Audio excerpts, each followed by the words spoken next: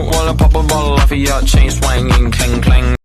Baiklah, selamat siang Ibu Guru dan teman-teman semuanya. Di sini kami dari kelompok 4 yang beranggotakan saya Yuna Matenggang, saya Sistu Mantuan, saya Master Fani Sinaga, saya Sandi Rohana Sidikan, saya Iqbal. Di sini kami akan membahas mengenai Asia Pacific Economic Cooperation atau APEC. Asia Pacific Economic Cooperation atau APEC adalah sebuah forum internasional dengan anggota negara-negara di lintas Samudra Pasifik yang mewadahi kerjasama dalam bidang ekonomi dan bisnis. Keberadaan organisasi APEC mampu mendorong negara dalam lingkup Asia Pasifik untuk meningkatkan kemajuan di sektor ekonomi serta integrasi antar negara yang tergabung menjadi anggotanya.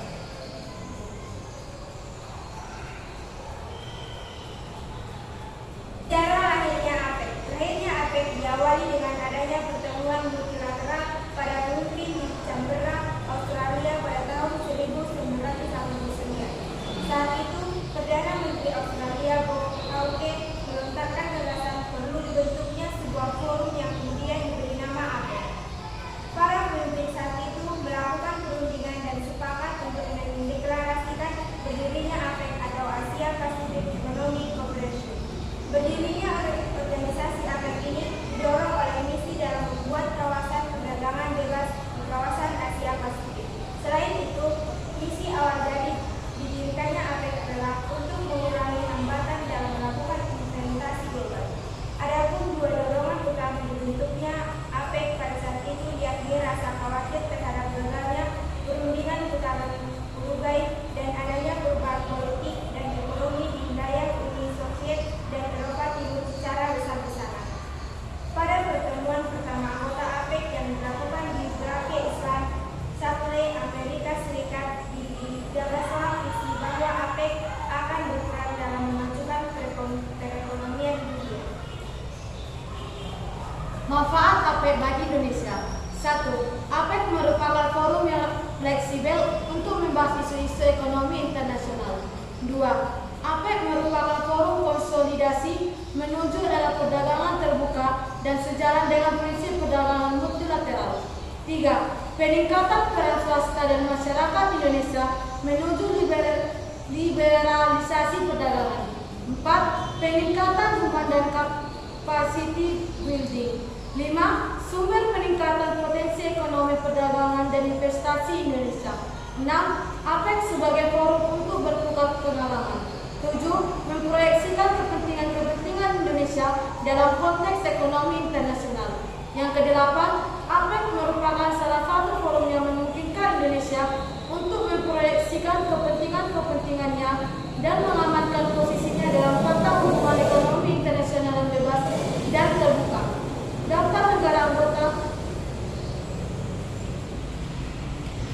Negara anggota APEC. Negara anggota APEC yang pertama Australia, 2 Brunei Darussalam, 3 Kanada, 4 Chile, 5 Cina, 6 Hong Kong, 7 Indonesia, 8 Jepang, 9 Korea Selatan, 10 Malaysia, 11 Meksiko, 12 Selandia Baru, 13 Filipina, 14 Peru, 15 Papua Nugini, 16 Rusia, 17 Singapura, 18 Taiwan, 19 Thailand, 20 Amerika Serikat, dan yang terakhir Vietnam. Lalu apa saja peran Indonesia dalam APEC? 1. Ketua APEC tahun 1994. Indonesia menjadi pemimpin APEC selama 1 tahun dalam periode 1994. Peran tersebut memberikan kesempatan bagi Indonesia untuk banyak berpartisipasi dan mempengaruhi arah kebijakan di dalam APEC. Hal tersebut dilakukan demi tercapainya tujuan pembangunan nasional secara lebih baik.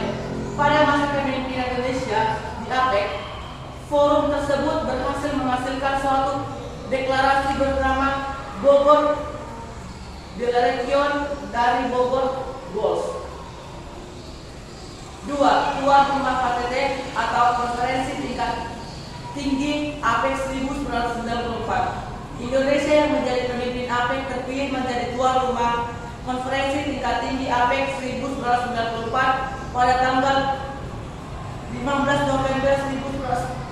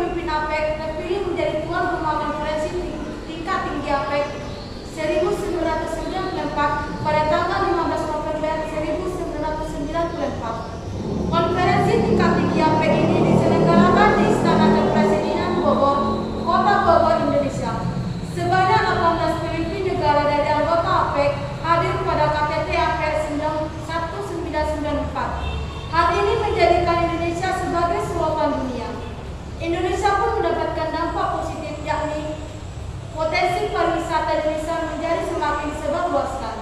Pada KTT APEC tersebut, para pemimpin negara yang hadir diberikan pakaian batik untuk sesi pemimpin negara. Yang ketiga, perumusan dari Bogor Declaration dan Bogor Goals. Bogor Goals adalah arah gerak strategis yang merupakan hasil dari Bogor Declaration. Bogor Goals berisi yakni menciptakan pembebasan atau liberalisasi sistem perdagangan dan investasi yang target terwujudnya adalah pada tahun 2010 untuk negara maju dan selambat-lambatnya pada tahun 2020 untuk negara berkembang. Tujuan kedua dari Bogor Goals adalah memperkuat sistem perdagangan antar negara yang terbuka, meningkatkan bebasnya arus perdagangan dan jasa, dan mempererat kerjasama ekonomi di kawasan Asia Pasifik.